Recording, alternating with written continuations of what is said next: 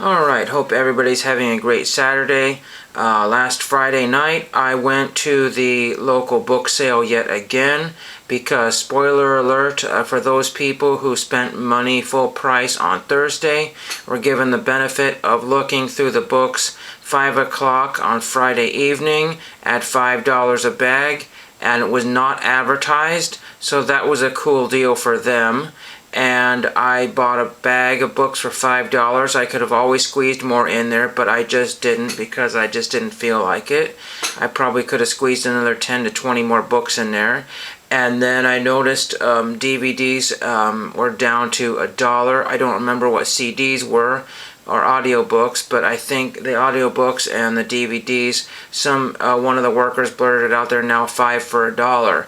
So I said game on. I bought a whole bunch of those. When you go to these library sales, they're a combination of donations, so a lot of my donations were there, and a combination of removed library materials. Sometimes the materials are just fine, they just need to clear room because they have some sort of quota or mandatory new materials coming through, and they always have to make room for those. So a lot of times a book you want is never there. I will say on the library discs, I tried a thing and all of the little plastic slips came off. They were actually double done, so there was one put on there and then there was a newer one put over that, and all of those came off, but most of the stickers on the covers did not. So we'll get into everything because there's tons of stuff, way too much to talk about. And so we'll start off with Arthur's Music Medley. There was a lot of PBS stuff there, and I grabbed as much as I could. So I got 15 DVDs. This one here is Beer Movie, made in Germany beer movie, all about beer, so that's interesting, from Egypt to Oktoberfest. This was probably part of a set, Room with a View, E.M. Forrester, from Masterpiece. Then I found this brand new factory sealed Monty Python's Meaning of Life. I've taken it out of the holder here, but you can see it's brand new factory sealed, so there is that one. A lot of people were not wearing their glasses. I'm not kidding, they just couldn't see, they were blind. We got this John McCain documentary here from Frontline, and then you can see the disc is mint right there. It's just peeled off. There's a little bit of residue that I can clean off very, very carefully there. So there's that one. We have some more discs here. I moved them off to the side here. Took me a while to find all of these, but the day the universe changed, and there's 5 volumes presented by James Burke, BBC, and this was a PBS production as well, or on PBS at some point. So I got all 5 of those. They were not all in one place, as the worker had said at one point. So they were not, but it was a lot of work finding those. Then I got these, Art 21. I almost split one of the discs, Art 21. And it basically was my fault. I think there was a little split in the wheel because sometimes people pull these things out of the cases too fast. Then we got Bad Voodoo's War here. This one here. There's another Art 21. That was part of a series there, but you know, I don't really care. Seasons 1 and 2, so that's pretty neat. West Pacific Rim, Great Lodges of National Parks. If I don't like them, I don't need to keep them. And then we have the real National Treasure, an inside look at the Library of Congress, so that's really cool. So that should be most, if not all, the DVDs. There were other things that I saw that were more popular movies, and I just said, you know what, nah. So next, I'll get on to the books here. And when I went through the books, I was looking for autographed copies. I was looking for books that were maybe possibly I could get autographed. All these books here, right here, none of those authors were on Star Tiger. None of them. 0 of them.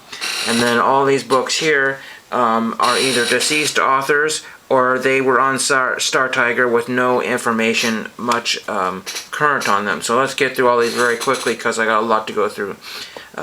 These I left Thursday night, and I found both of the Horrid Henrys still there, so that's really, really cool. Francesca Simon, Horrid Henry is a UK series, that's really cool. Kid Power Strikes Back, Susan Beth Pfeffer. I tried to grab books from my childhood, but I couldn't find very many of them, so I got what I could get. And the guy said 30 minutes left for shopping. Time to start throwing random books in your bag, and I did. So second grade friends. A lot of these will go to family members that have kids. So there's that, Miriam Cohen. This one is Seymour Simon's The Hurricane Hoax. Guests, Michael Doris. Some of these were in good condition, and I just grabbed a stack. Tetonsi. This guy also wrote The K, Theodore Taylor. Betsy Byers is Deceased, The Set 7 Treasure Hunts. Alex Mack, a lot of people like this old vintage Nickelodeon stuff, that's kind of cool. Alex Mack from probably the 90s. The Ghosts of Hungry House Lane, Sam McBratney. Beatrice Gormley, The Ghastly Glasses. So that's kind of cool. Alright, then we got a bunch of these Ghost Writers from PBS. These were after my time. These are around 1993, 1994. So that's when I was leaving high school. There's Ghost Writer. There are some duplicates in there.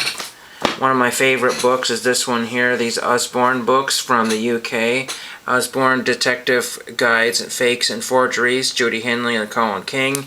And this is not for sale in Canada. Well, if you're in Canada, I'm sorry. Then we have The Best Worst School Year Ever. I got 2 copies of that brand new mint book. One for myself and one for my sister's family. Don't Sit on My Lunch by Abby Klein. I thought that was a cool book for the kids.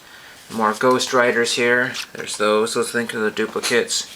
We got A Taste of Blackberries by Doris Buchanan Smith. We got Snowshoe Mountain Lodge by Lisa Eisenberg. We have Help, I'm a Prisoner in the Library. Ended up with 2 copies of that. One was severely creased and one was not. This is by Eth Clifford. I've seen that name a lot. Like I said, I don't see a lot of people trying to get kids' books autographed, and it's a shame because they're very prevalent and a lot of the authors do sign. Sebastian and the Super Sleuth and the Purloined Sirloin. Here's The Boonesville Bombers by Alison Craig Herzig. The Forgotten Door by Alexander Key.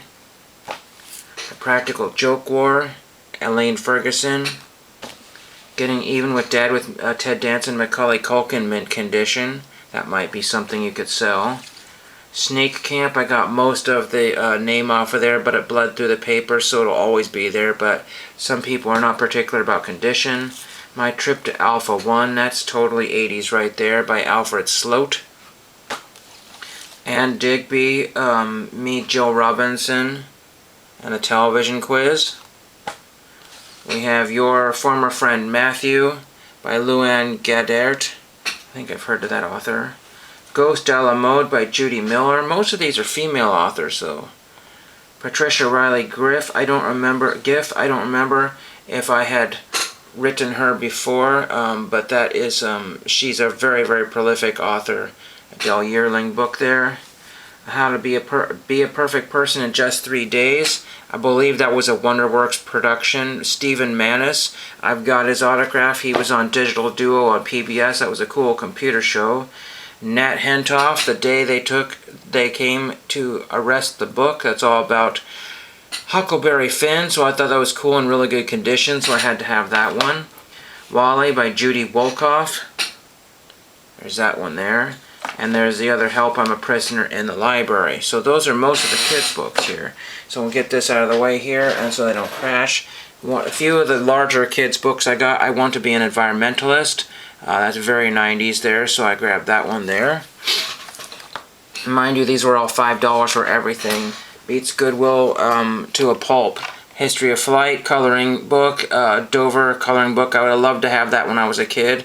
That's from my time period, and there's only 2 pages colored in it, so why not grab it? Autograph book in the kids' books, The Legend of Eagle Rock, autographed copy. A lot of Zane Savage uses a lot of those on his books here. A similar Dr. Tim Schroeder, illustrated by Alex Greer, and I didn't really care because it cost me nothing. And You Are the Best, or something like that. Or You Are the Part of the Beautiful View, Dr. Tim Schroeder. So that's kind of cool. So there is that. And then we have Go Crazy with Duct Tape. I don't know why I just grabbed that. That was just in the kids' book. I said, okay, fine, grab that. So there's that one. Now we're going to grab the adult books here, and there are not very many of them. And here is Carved from Wood, Mission, BC. I don't want to get political about this, the Catholics and the North American Indians. And there's Andreas Schroeder, and the reason why I grabbed it is because A, it was still there from day one, and Andreas Schroeder, originally from Germany, has autographed it. And then we got Galway's book on running. I've had this in X Library. It was autographed. It was in terrible condition. And there's Jeff Galway right there. And Jeff Galway has attempted to autograph it. It says Tom Best of Running, Jeff Galway. So that's not a great autograph, but that's what is there. Everything I was mostly there that I had looked at previously. I think I have everything to showed here. As I said, you know, I did some research on some of these books. A lot of them had stickers on the back from a store called the Book Bin, which is still in business. Some of those stickers are having a hard time coming off. Some of them are leaving an actual kind of a stain on the back of the book, not very prevalent. But if you want to keep your stuff as mint as possible, trying to reverse some of the book damage, it's kind of difficult. And that's why, you know, when you go to the Goodwills of this world, you don't want to pay an arm and a leg for these books because they've been all beat up and used and as they were supposed to be. They were read by kids, they were thrown around by kids, stuck in their backpacks, and whatever else, you know, they might have spilled their peanut butter and jelly sandwich on there and you might find mold inside the book. You just never know. But like I said, it supports a library. I gave them an extra 50 cents just because it was just what I could grab out of my pocket. A whopping $8 was spent on everything that night. I'm going to get this all processed, 11 minutes. And thank you for watching, and hope you get to a library book sale one of these days. There was another one that they have annually at another library that's to $4 a bag, but I hate to go to that one because sometimes that's just absolutely just maddening. They put it in a dinky little room and they only let X amount of people in that room before you have to wait till you can start shopping out of that one, and that's a little more crazy. This is a big community center that they have plenty of room for. So I hope you enjoyed that, and thank you for watching.